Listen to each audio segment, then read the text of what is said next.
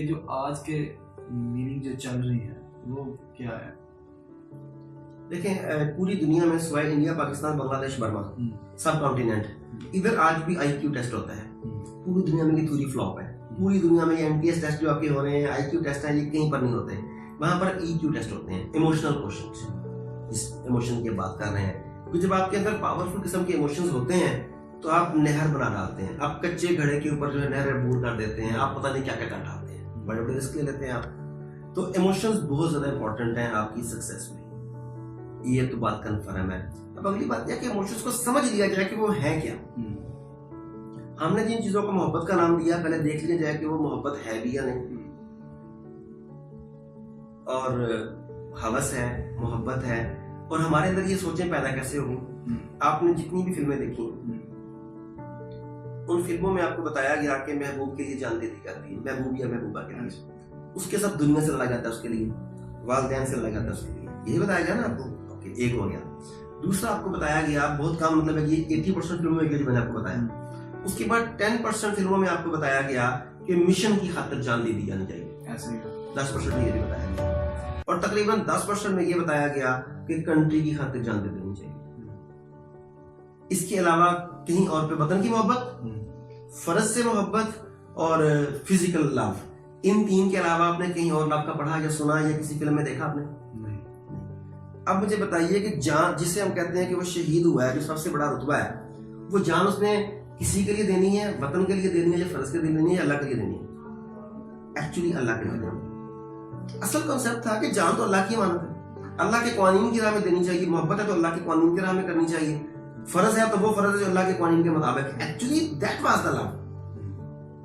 हमने सब कुछ चेंज करके लोगों को बता दिया कि एक्चुअल जिंदगी का मिशन या मकसद एक लड़के का हसूल, अच्छी जॉब का, सोसाइटी में अच्छे मकाम का, अथॉरिटी की पावर का हसूल है। इसके लिए अब जंग करो, लड़ाई करो, सब कुछ जायज है, क्योंकि दुनिया यही कुछ है। हमने ये बता दिया। अब सबसे पहले तो इसे रीडिफाइन करना होगा। मोहब्बत का मतलब क्या है? प्यार, इश्क और मोहब्बत, ये तीनों सेम लफ्ज है कि अलग अलग है? मैं ये सवाल था अभी इसका लेवल एक ही लेवल पे है कि अलग अलग? बात को उलझाने के लिए ये सबके सब इसे डिफरेंट बताते हैं।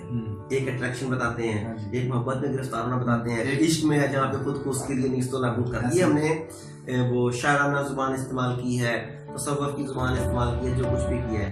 मगर अगर आप इन्हीं अल्फाज की वो मीनिंग्स को डिक्शनरी में देखना शुरू कर दें, जो मतलब इश्क का जो मतलब बताते हैं, तो अकल पे पर्दा पड़ना है पहला काम।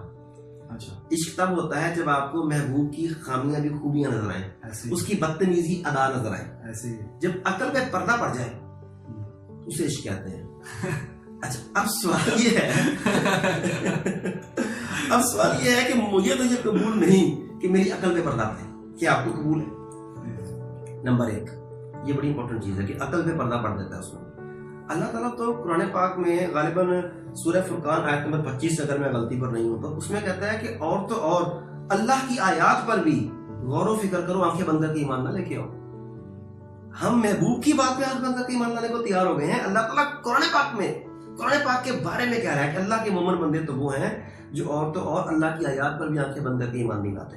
हमारी प्रैक्टिस चेंज कर दी गई है। हमारी नेशन के साथ ये जुल्म किया गया मीडिया के जरिए। जो मैं पहले कह रहा था कि ट्रेनर का काम है लोगों के जहन में बसे बुतों को तोड़ना। ये बुत उनमें से, ये भी एक बुत है उनमें से।